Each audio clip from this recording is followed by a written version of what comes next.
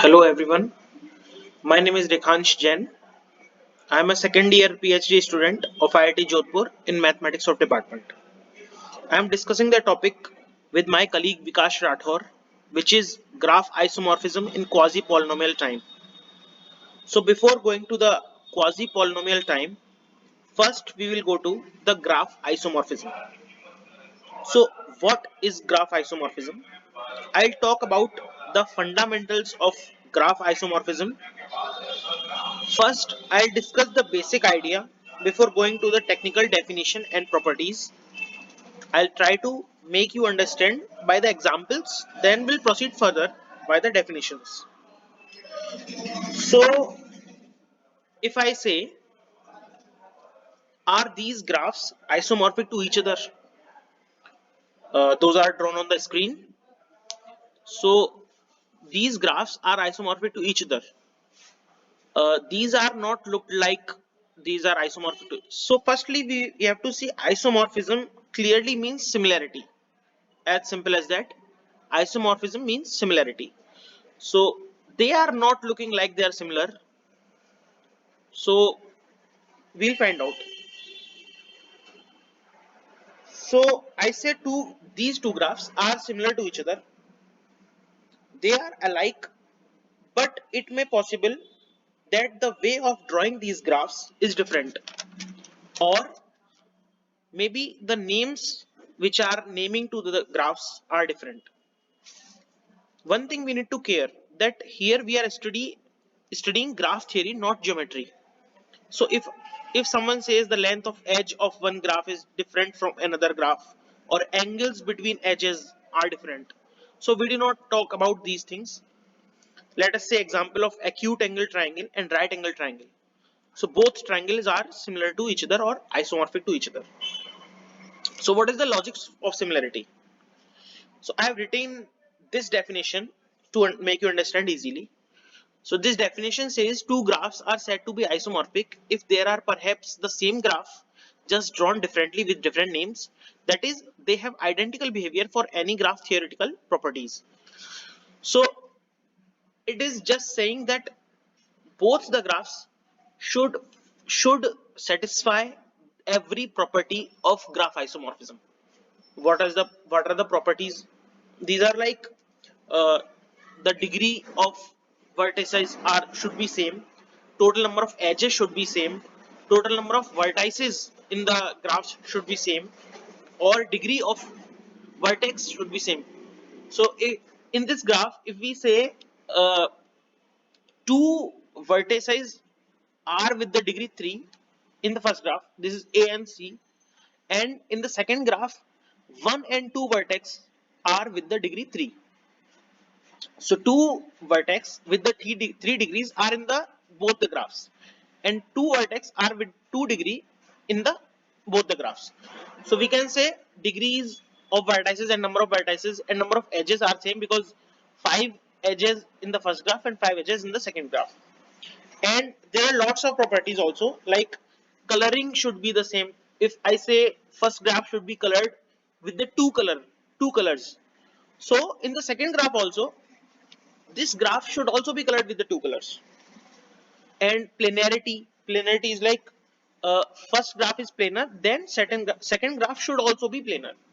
All the properties should be satisfied. If any one of the property vanishes, then we can say the graphs are not isomorphic. So we will go to the mathematical definition.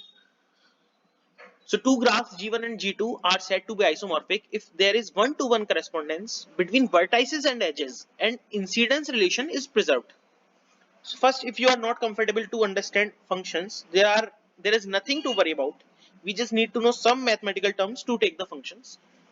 Okay, so here it is saying one-to-one correspondence. We have to highlight the word one-to-one.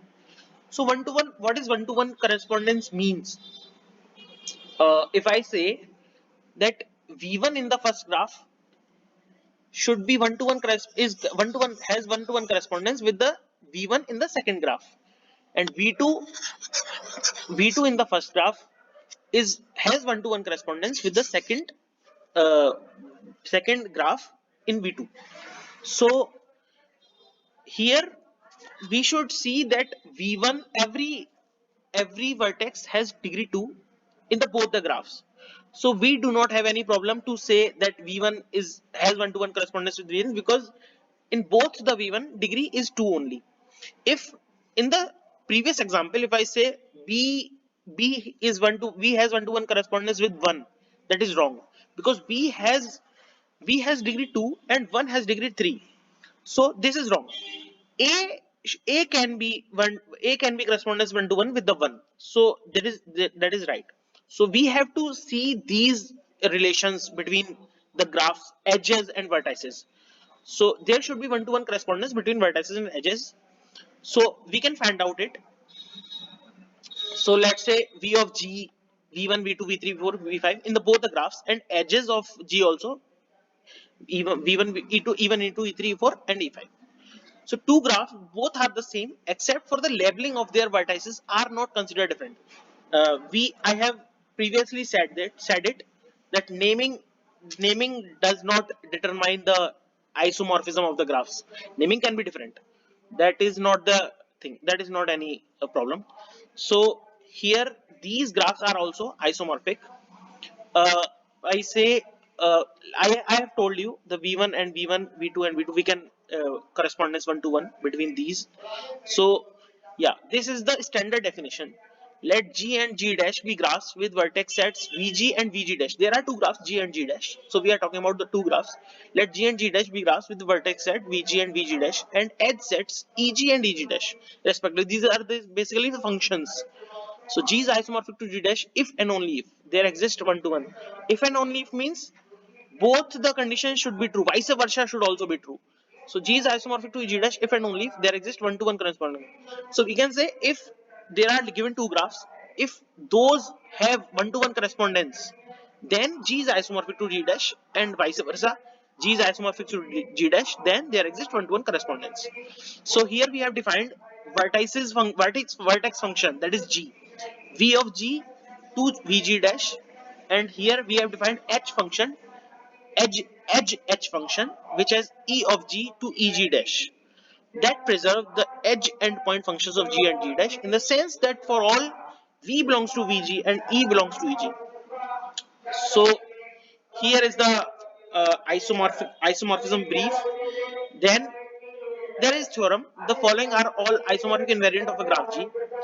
As I have said it, the number of vertices of G should be number of vertices should be the same, number of edges should be the same, number of vertices of a given degree k should be the same, degree sequence of G is the same. So those are the things, those are the properties which should be